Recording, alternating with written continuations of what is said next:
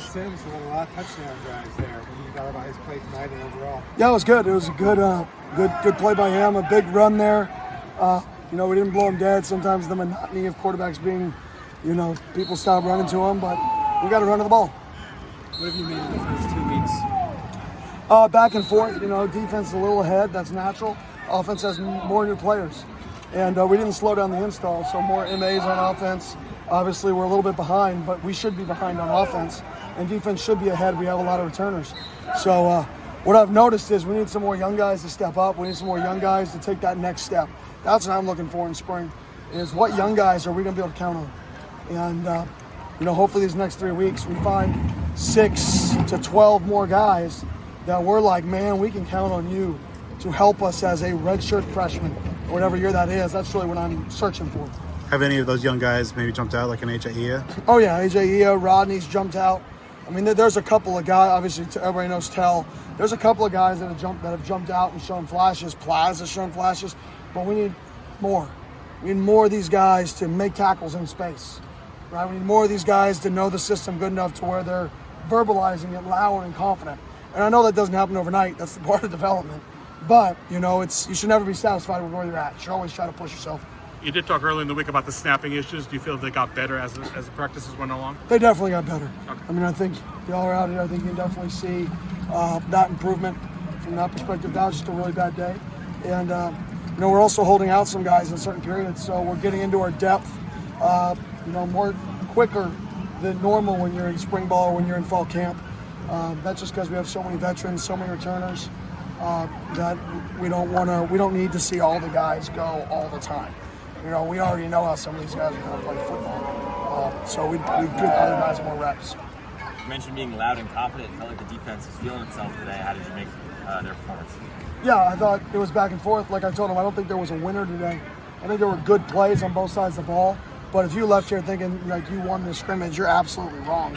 This is a first spring scrimmage. The defense should absolutely dominate. And we did not absolutely dominate. Now with that, we hold out 7 guys when we go live on defense. So there's back and forth. It's really hard to judge, who wins and who loses. But today I didn't think there was a winner. I thought it was a tie, and I hate ties. How much do the lights like Rose made I think the way, I know it sounds weird, but when you practice during the day and you have to look into the lights, that's different when you're actually catching the football. So I actually think that's something that you have to get used to, catching the ball in the lights. In year one, we didn't do enough night practices. And that was one thing looking back at it, talking in exit interviews with players. Some of them said, well, they weren't used to catching in the stadium. So that was something that I really tried to make an emphasis on in year two, changing that. And we ended up getting 6 or 7 practices at night. I think we had to cancel one, so maybe 6. And hopefully this year we do the same thing. Spring and fall, we get 6 to 7 practices in night in the stadium to get used to the lights.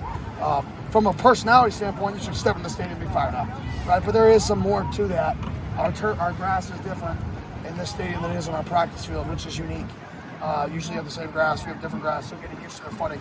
So there's more to it than just the prestige of being in the stadium. Was there anything that surprised you about how they responded to that? No. Thought the energy was good. I mean, I thought it was good juice. I think our guys like football. I think that's a plus that our guys like it. I just think we have a lot of growth to do. And I know that's cliche, but man, we're going to have to count on some of these guys. Some people don't even know their names yet, and have to count on them. And I want to see more out of that group. I know what our vets can do. I know what I'm going to get when Rouser's at boundary safety. I know that. I know what Keyshawn and Crook are going to do. I know what CJ's going to do. I know what so many guys are going to do. I want to see one of these young guys step up and say, play me. And there hasn't been enough of that. You guys are shuffling through running backs all through camp, and especially today. How much of a strength is the depth in that room? Yeah, it's a strength. I mean, but you can only play 3 maximum.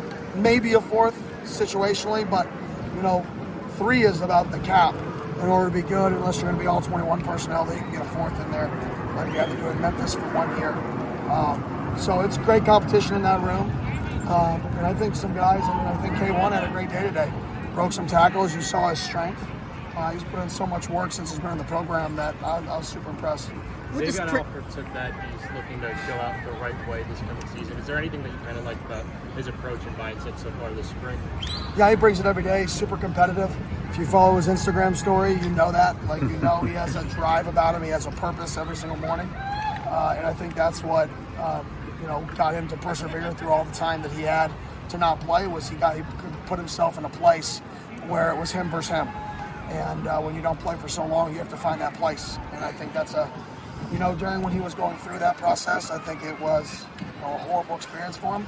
But I think it was now his greatest strength, because now he can go to a place where it's only him versus him, and not everybody can find that. What's it like having Trenton Bourget as a running backs coach? Yeah, it's great. Great having him in the running backs room, being able to say, hey, this option route, we anticipate you to sit, or just the communication from the quarterback side to that room in terms of what the quarterback sees. So I think it's a huge advantage, and he's a smart guy. I mean, he's super smart. Like I told him, maybe hopefully he'll be the next head coach here in about 20 years. So going back to your GA days, what was it like dealing with this guy over here? Painful. I'm just kidding. He was awesome. We showed our team a few clips of him today. We showed pre-clips of him running over some people back in his day, just to show him that, like, the dude in the back of the room is a physical, tough dude. And the last time that Arizona State was really ranked, he was on the team. With 8 straight years. If you were a middle schooler, if you were in middle school, you have not seen a ranked Arizona State until this year, and since he played. So, that's the gap, is from him to now, and for him to be around and want to be back involved and just hang out, it's pretty cool. Thank you, Coach. Thank you. Appreciate it.